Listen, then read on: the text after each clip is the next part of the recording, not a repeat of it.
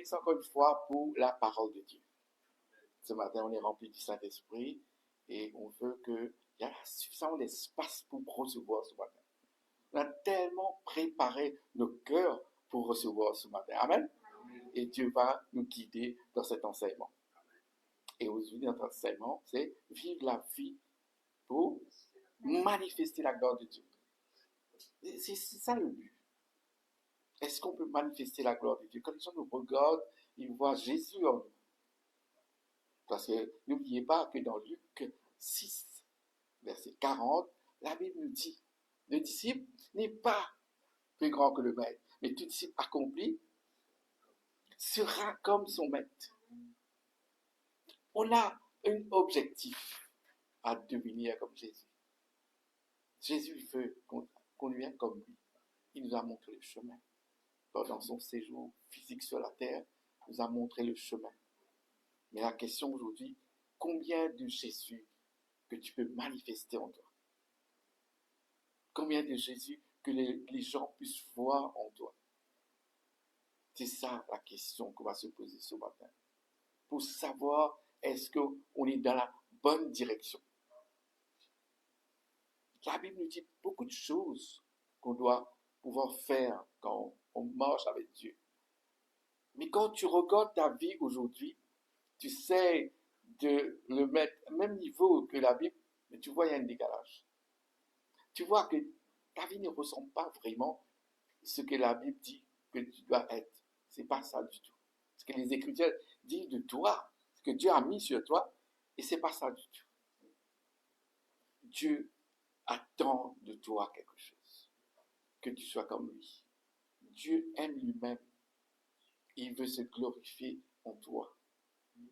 Quand les gens te regardent en tant qu'un disciple, mais ils voient Dieu. Tu as été créé à son image. Ils vont voir Dieu.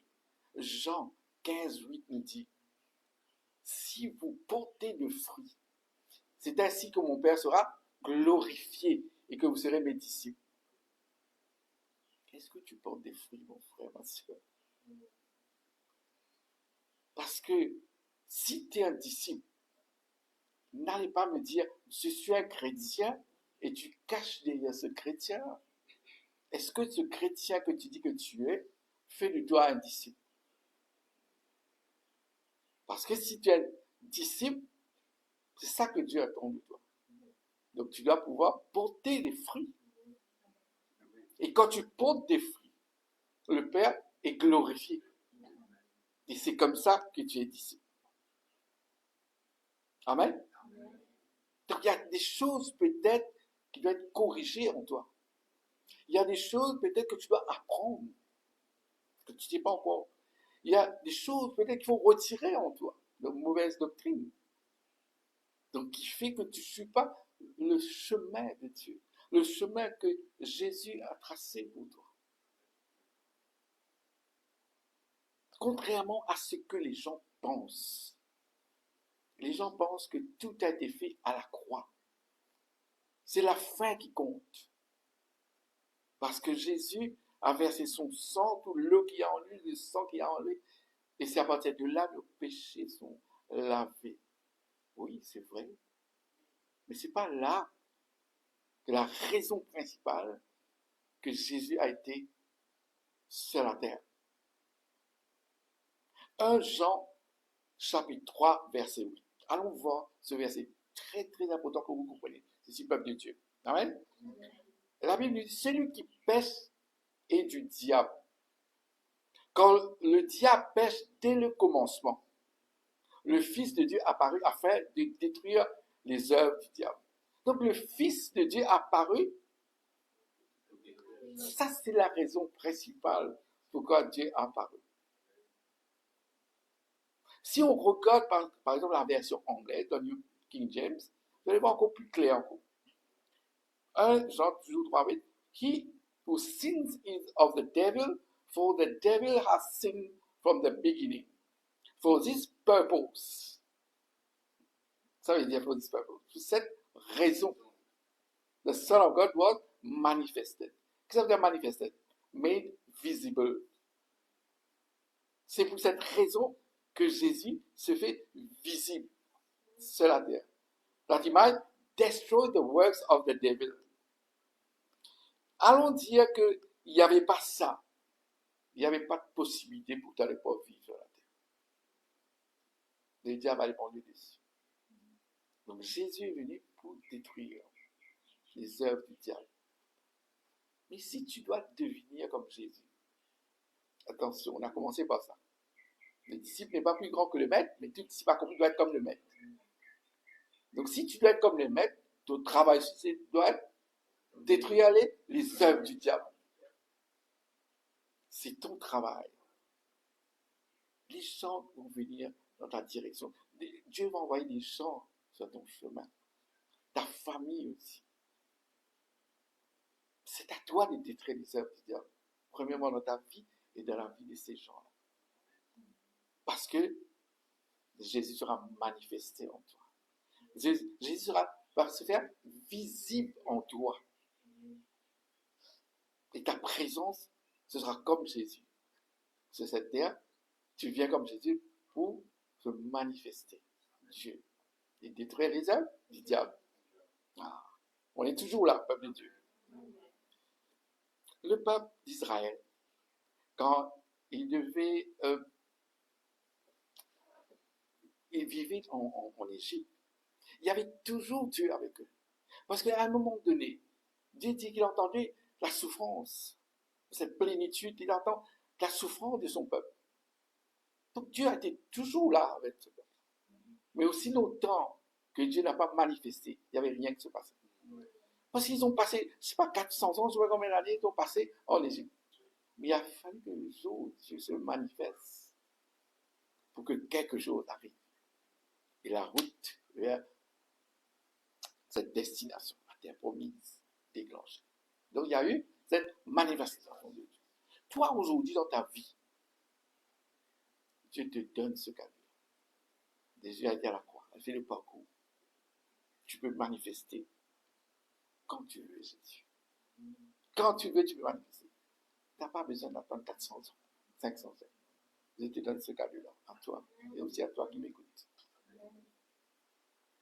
Daniel était dans le furnace, dans cette chambre de feu. Si Dieu n'avait pas manifesté, il allait brûler. Mais quand il y a une manifestation de Dieu, les choses arrivent. Daniel n'est pas brûlé.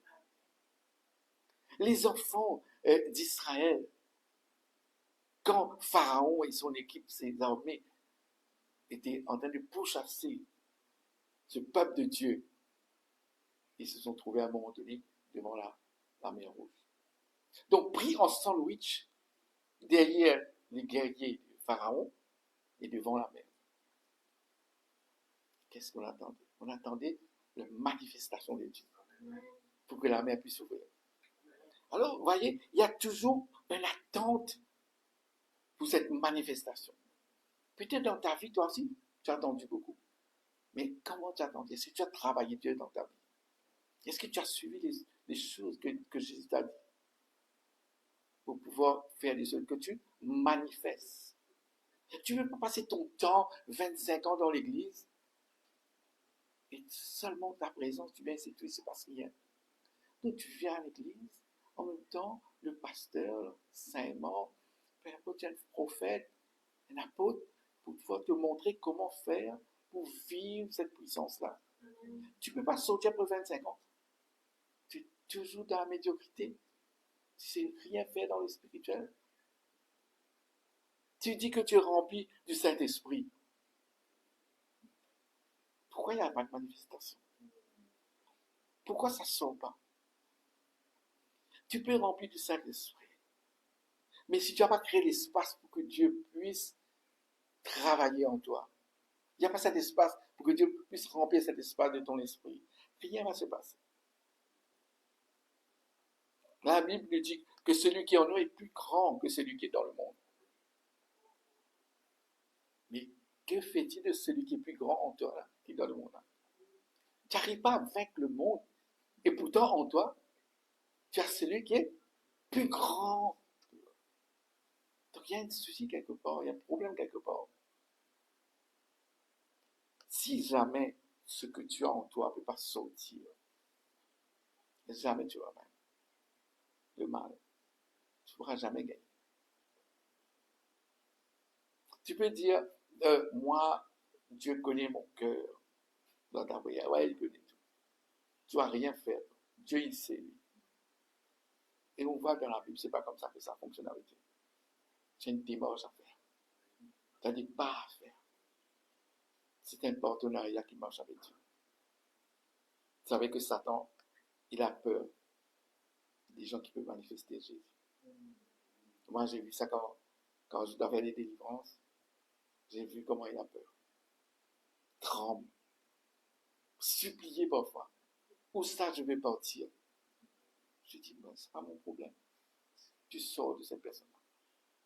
Tu vas dans la mer où tu veux, mais tu restes pas là. Supplier. Et pourtant, certaines personnes, majorité, eux, ils ont peur. Ils ne dorment pas le soir, ils ont peur de Satan. Pourquoi tu as peur? Parce que celui en toi est plus grand. Pourquoi tu as peur? Mais tu vas travailler ton chemin pour que tu laisses l'espace à Dieu de pouvoir vivre cette vie-là. Donc, jamais Jésus va pouvoir faire des choses pour toi aussi longtemps que tu n'arrives pas à manifester ce Jésus. Alors, on a vu Daniel, ça c'est quelque chose qu'on parlait de Daniel. Mais vraiment, c'est le roi Nebuchadnezzar qui a vu qu'il y avait une quatrième personne.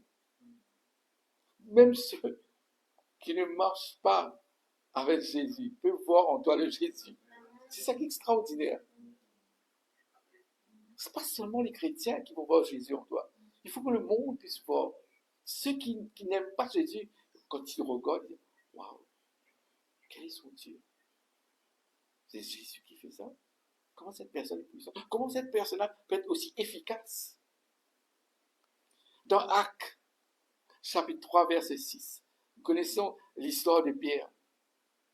Il devait passer devant une église, là, tu vois, il y a des gens handicapés qui attendent. Mais qu'est-ce qu'ils attendaient? De l'argent, de l'eau. Parce que dans leur vie, il n'y a que ça qui peut les sauver pour eux. Dans leur tête, c'est comme ça. Parce qu'il ne peut pas manifester rien. Mais Pierre, il dit, l'argent et l'eau, je n'ai pas. Mais ce que j'ai, je te donne. Lève-toi et mange. Mais qu'est-ce qu'on arrive à comprendre là-dedans? Il arrive à manifester Jésus. Et quand ces gens-là vont voir, ils vont comprendre que pas seulement l'argent et l'eau, il fallait au moins que mon handicap parle. Il arrive à faire ça. Donc il a quelque chose, bien qu'il dit, ce que j'ai, qu'est-ce qu'il a quand il dit ce que j'ai? Il a Jésus en lui. Parce que si tu as Jésus et qu'il n'y a rien qui se manifeste, je crois qu'il y a un problème. Quand tu as Jésus, tu manifestes Jésus. Parce que techniquement, on peut dire que ce n'est pas toi qui guéris. Parce que tu as Jésus en toi. C'est là que la guérison se fait. C'est là que les miracles se font. Parce que tu arrives à faire sortir ce Jésus-là. Mais si tu n'arrives pas à faire des manifestations de Jésus, pose-toi la question, mais qu'est-ce que tu as en toi? Si quelqu'un te dit, moi, je suis chrétien, je mange avec des... Tu ne vois rien de cette personne, sa vie, il ne manifeste rien. Il doit y avoir un mensonge quelque part. Parce que la Bible dit, comme on a vu, dans Jean 15, 8, comme on avait dit, que si vous ne portez pas de fruits, alors vous n'êtes pas des disciples. Le Père ne sera pas glorifié. Donc tout ce que tu fais doit revenir à ça. Tu dois porter des fruits. Les œuvres de Dieu, tu dois pouvoir le faire. Arrête de penser que tu viens à l'église seulement ta présence. Non, tu viens pour un but, pour une raison, pour grandir. Soyez transformés. Be transformed. By the renewal of your mind.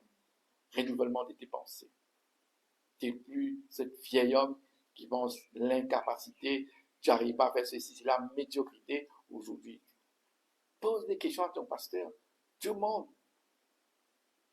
Ne reste pas tranquille, tu as besoin. Au contraire, Dieu aime les gens qui posent des questions, qui demandent, ont envie de comprendre. Parce que seek, c'est quoi? Chercher Dieu, seek God. Comment tu peux seek sans poser des questions? C'est ton droit de savoir qui est ton Père, qui est Jésus ton Seigneur. Alors Dieu a envie de tout le temps que le monde puisse le voir. On est dans un monde où c'est physique. Alors on ne voit pas les choses qui sont invisibles. Mais Dieu veut qu'il se voie en toi. On voit physiquement, on peut voir Dieu vivant, Dieu existe. Amen. À moins que tu sois un très bon acteur, mais n'empêche, après on va voir que c'est un acteur qui n'a rien.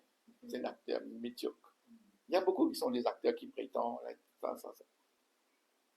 Dans notre église, on ne fait pas de miracles, nous, on adore Jésus.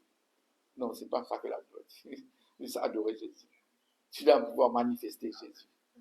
Sinon, ça ne veut rien dire. Je suis désolé. C'est comme ça. C'est comme ça.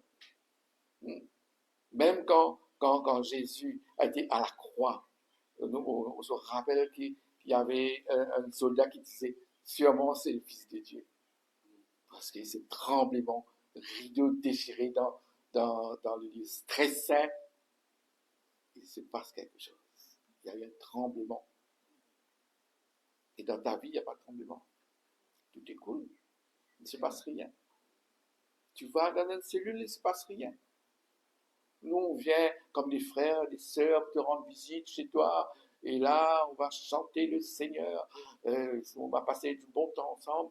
Et il y a certaines qui vont faire, par exemple, on appelle ça là, dans différents pays. Là. Alors, des missionnaires. J'ai rien contre eux, moi.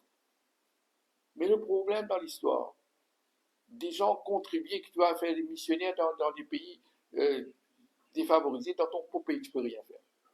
Tu vas dans les pays d'Afrique, tout ça, tu vas faire des choses là-bas. Tu vas passer un petit moment avec quelqu'un pour un petit sourire. Ok, c'est bien de donner un sourire. Quand tu pars, tu retournes chez toi. Tu vas dire, ouais, on s'est bien amusé en Afrique. Mais la personne là-bas n'a pas mangé. Parce que qu'est-ce que tu as fait? Tu as fait un bisou, un sourire, c'est tout. Quelle manifestation, Paul? Il faut arrêter de mentir. Tu voulais partir, voyager, c'est tout. Tu voulais t'amuser. Mais il n'y a pas de manifestation en toi. Vous voyez? C'est ça que je dis parfois. Même les pharisiens, c'est des hypocrites. Acte 4, verset 31 nous dit, quand il lui a prié le lieu où ils étaient assemblés tremblants, ils furent tous remplis du Saint-Esprit et annonçaient la parole de Dieu avec assurance. Vous voyez, quand ils ont reçu quelque chose, c'est tremblement, ils ont reçu quelque chose. Mais ils dit qu'ils pouvaient annoncer la parole de Dieu avec assurance. Mais combien aujourd'hui de chrétiens qui peuvent, des soi-disant disciples, qui peuvent annoncer la parole avec assurance? Ils n'ont pas l'assurance. Ils n'ont pas. Parce qu'il n'y a pas cette manifestation. Il n'y a pas cette manifestation. Si tu dis que tu es rempli du Saint-Esprit, ok. Quelle est la mesure? Des questions que moi-même, j'ai envie que tu te poses, une remise en question de toi-même.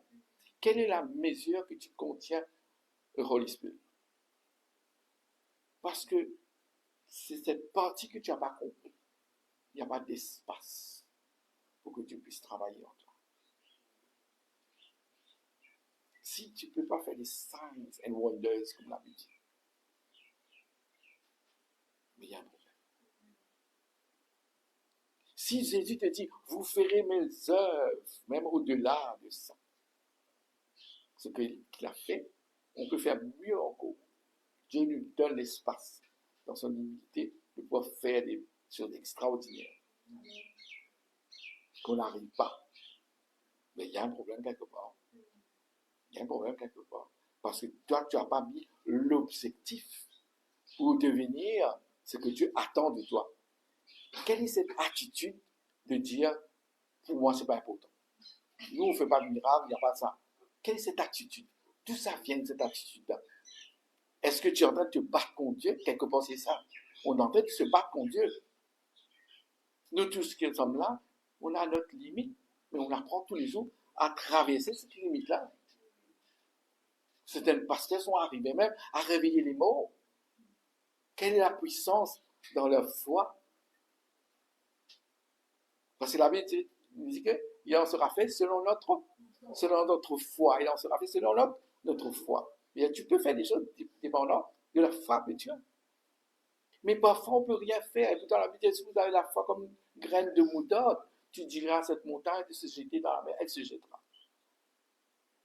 Ça veut dire même moutarde, hein, mon enfant. Parce qu'elle n'arrive pas à jeter les montagnes. Hmm? Donc, il faut que quand je termine cet enseignement, qu'il y ait une remise en question de toi. Non, tu ne peux pas vivre avec une vie médiocre. Ah, tu attends un travail, ça ne marche pas, etc. Tu as été dans cet entretien.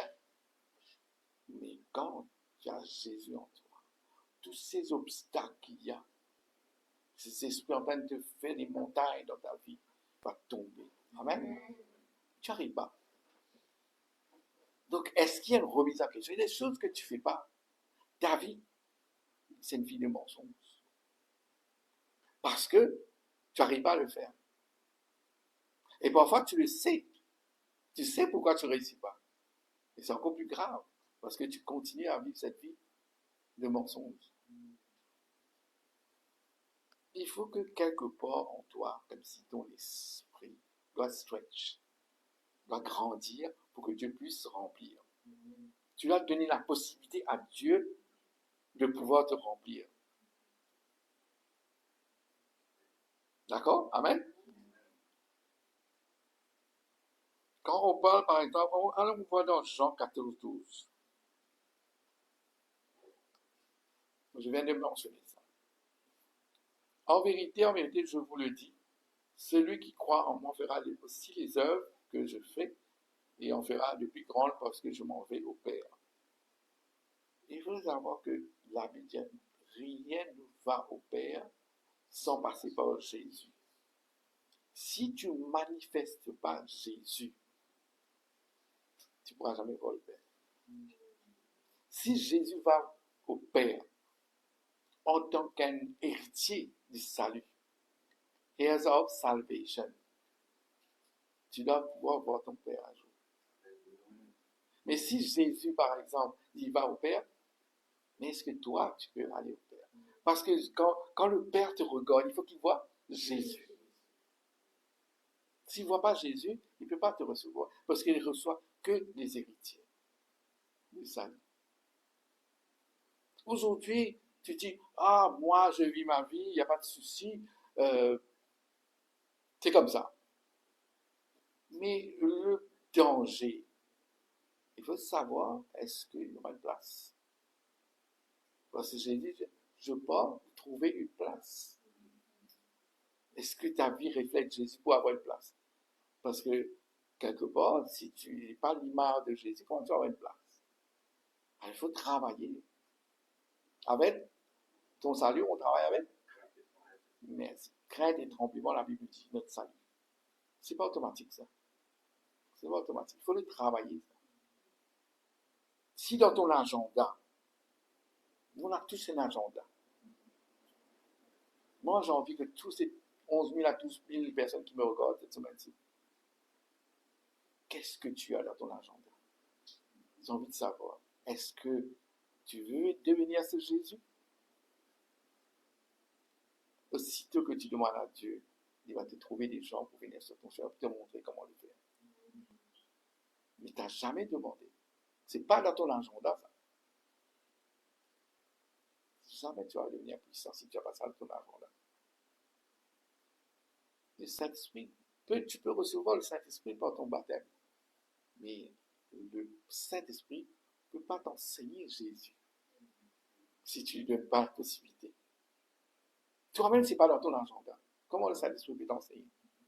Parce que le Saint-Esprit, la Bible nous dit que Jésus a dit dans la Bible que le Père nous enverra un autre consolateur.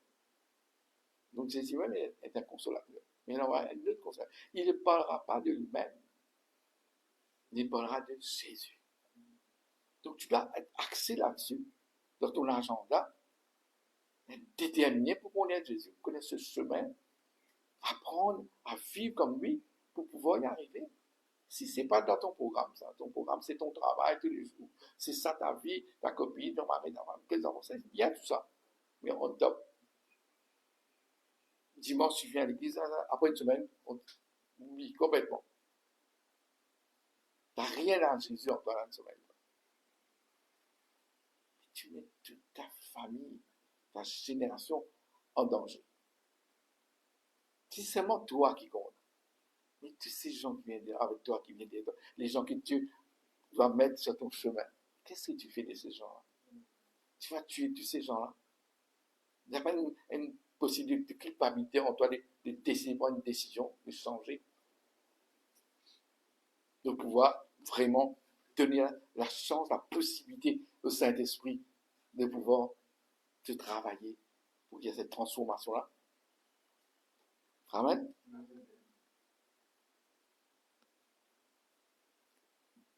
Par exemple, dans 1 Corinthiens 2:8, la Bible dit: aucune des puissances de ce monde n'a connu cette sagesse. Si elle avait connu, elle n'aurait pas crucifié le Seigneur de la gloire. Toi, tu l'as connu. Quand l'apôtre Paul qui dit ça, et quand on regarde l'Ancien Testament, regarde où on est aujourd'hui avec la relation avec Dieu. Dieu se déplace lui-même pour venir à nous, pour pouvoir lui donner, pour nous montrer ce chemin-là, pour devenir comme lui. Mais la Bible dit qu'ils ont crucifié Jésus avant, parce qu'ils ne savaient pas qui, ils n'avaient pas cette sagesse de comprendre qui il était. Et crucifier Jésus. Mais toi, qu'est-ce que tu vas dire, toi? Tu ne savais pas qui était Jésus? Tu ne sais pas qu'il a été à la croix pour toi verser son sang, pour laver les péchés et de recommencer une nouvelle vie. Qu'est-ce que tu vas raconter le jour du jugement, toi? Tu peux faire prendre tout le temps des décisions, des mauvaises décisions dans ta vie, juste parce que tu n'as pas laissé au Saint-Esprit de pouvoir te faire grandir. Amen. On va essayer d'aller un petit peu plus vite parce qu'il ne nous reste que 3 minutes. Allons voir comment on peut grandir cet espace en nous. J'aime bien tous les dimanches, quand je viens, je vous dis un petit peu le souci, le problème qu'on a de ne pas pouvoir marcher avec Dieu. Et en même temps, je vous donne aussi des solutions pour qu'on puisse travailler là-dessus. Donc, je vais vous donner 3 clés qu'on va travailler là-dedans. Puis on va dépasser un petit peu aujourd'hui. Alors, il faut que tu aies ce désir de pouvoir, comme si, être une bénédiction pour les autres, que tu sois une bénédiction pour les autres. Parce que 2 commandements. Jésus dit, il faut que tu aimes ton Dieu de tout ton cœur, de toute ton âme, de toute ta force et de toutes tes pensées. Mais aussi, deuxième commandement, il dit que tu aimeras les autres, ton prochain. Tu les aimeras comme moi je les ai aimés. Aujourd'hui, ta vie n'a rien à voir avec les autres. Les autres, c'est pas important pour toi. Tu es indifférent aux autres. Seule ta vie, ta famille qui compte. Ça ne va jamais donner l'espace pour que tu puisses travailler en toi. Une clé. Il faut que tu arrives à penser aux autres. Parce que sinon, tu n'auras pas cet espace-là. Parce que tout ce que le Saint-Esprit va te donner comme mission va concerner les autres. Mais tu n'as pas cet espace-là. Tu n'as pas les autres en toi. Comment Dieu va te donner ça? Ce n'est pas dans ton programme, dans ton agenda. Donc, tout le temps penser que ce deuxième commandement-là, c'est la base. Sinon, Dieu ne peut pas te remplir. Amen. Alors, parfois, il faut se préparer. Deuxièmement, il faut se préparer.